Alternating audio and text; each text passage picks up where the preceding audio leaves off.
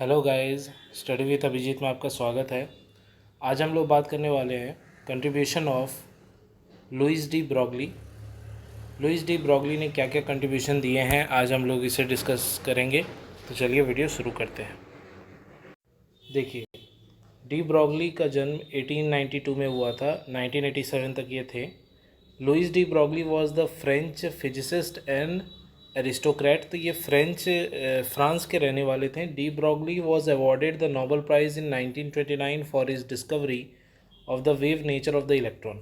Electron के wave nature के लिए इन्हें 1929 में नोबेल प्राइज़ मिला। In 1924 de Broglie propose that electron like light behave both as material particle as well as wave. इनका कहना था कि लाइट जो है वो दोनों प्रकार से बिहेव करता है, उसका पार्टिकल नेचर भी होता है, वेव नेचर भी होता है। The electron has dual character.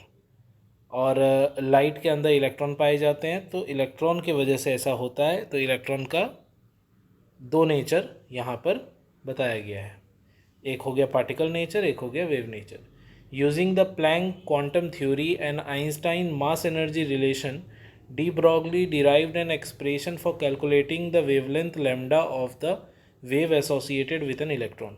यानी कि प्लैंक क्वांटम थ्योरी और आइंस्टाइन के मास एनर्जी रिलेशन को यूज करके डी ब्रॉगली ने कैलकुलेट करके दिखाया, डिराइव करके हमें दिखाया कि वेवलेंथ को हम कैसे नाप सकते हैं इलेक्ट्रॉन की मदद से।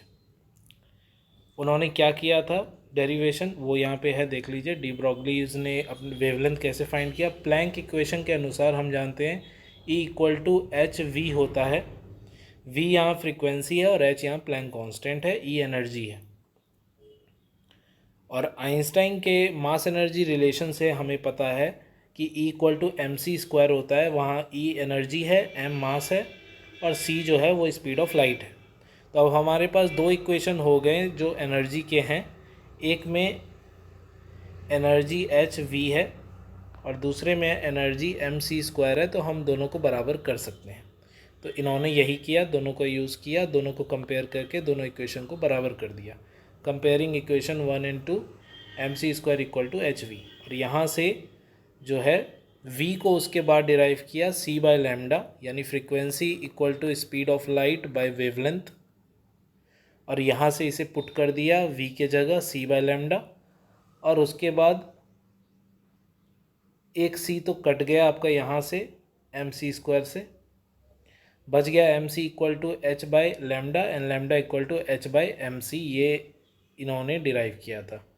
लैम्डा को कैसे फाइंड करेंगे, तो Planck constant by mass into speed of light, यही है हमारा wavelength.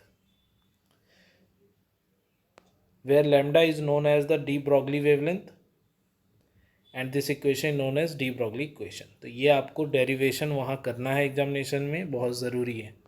Experimental proof of dual nature, उन्होंने डुअल नेचर ऑफ इलेक्ट्रॉन के लिए एक्सपेरिमेंटली क्या प्रूफ किया था, तो सिल्टन डेविडसन एंड लेस्टर जर्मन, ये दोनों भी साइंटिस्ट थे। 1927 में एक्सपेरिमेंटली प्रूफ किया इन्होंने डी ब्रॉगली के हाइपोथेसिस को।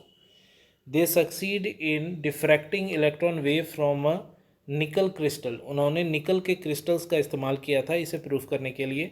1928 में थॉमसन एंड रेड ने इसे एक्सटेंड किया, इस रिसर्च को, इलेक्ट्रॉन वेव से जो रिलेटेड था। High speed electron were diffracted by a very thin metallic film and they use a method similar to the Debye Scherrer powder method of X ray analysis of crystals. तो ये आप अच्छे से पढ़ लीजिएगा कि कैसे कैसे करके किन लोगों की मदद से ये एक्सपेरिमेंटली प्रूफ हो पाया है। इसके बाद बात करते हैं वेव मैटर के प्रॉपर्टी के बारे में, क्योंकि वेव मैटर के बारे में इन्होंने बहुत चीज़ बताई थी। तो उससे रिलेटेड जो प्रॉपर्टीज़ हैं वेव मैटर का, वो हम लोग देख लेते हैं। Smaller particle to have masses, यानी छोटे पार्टिकल्स होते हैं लेकिन मास बहुत ज़्यादा होता है। Has they have the quality of matters. पहला प्रॉपर्टी ये है। If we consider particle as a wave particle has similar property as that of wave, wavelength, amplitude and frequency. Smaller particles like electron, proton, neutron, when move their nature become same as matter and wave. तो तीनों का nature जो है वो same होता है जैसे wave का होता है।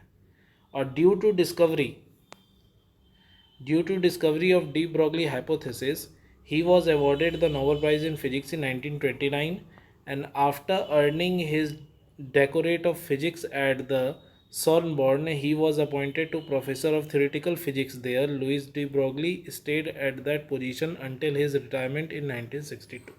तो इन्हें बाद में जाके जो है प्रोफेसर भी बना दिया गया था और 1962 तक ये उस पोजीशन पे थे। तो ये हो गया कंक्लूज़न, और आज का जो वीडियो है ये इसी के साथ एंड होता है। डी ब्रॉगली के बारे में जितना हो सकता था मैंने यहाँ पर आपको बताने की कोशिश की है। अगर आपको वीडियो पसंद आया है तो प्लीज़ वीडियो को लाइक कीजिए। Thank you for watching. मिलते हैं अगले वीडियो में, तब तक ये देखते रहिए स्टडी विद अभिजीत।